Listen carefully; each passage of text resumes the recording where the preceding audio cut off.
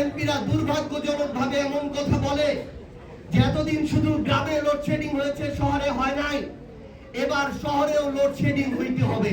BNP কেন শুধু load shedding এর কথা বলে, কেন লোডশেডিং বন্ধ করে বিদ্যুৎ নিশ্চিতের কথা তারা বলতে পারে না?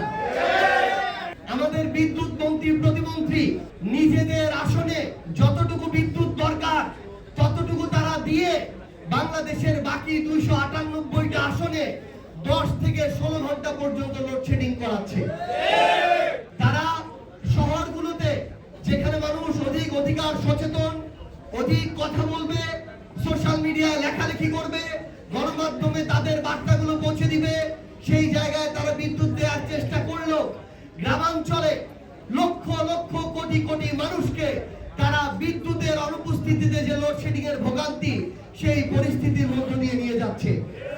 গতকালকে সংসদে দাঁড়িয়ে আমরা দেখি বিএনপির এমপিরা দুর্ভাগ্যজনকভাবে এমন কথা বলে যে এতদিন শুধু গ্রামে লোডশেডিং হয়েছে, শহরে হয় নাই, এবার শহরেও লোডশেডিং হইতে হবে। এর মধ্য দিয়ে তারা বৈষম্য দূর করতে চায়।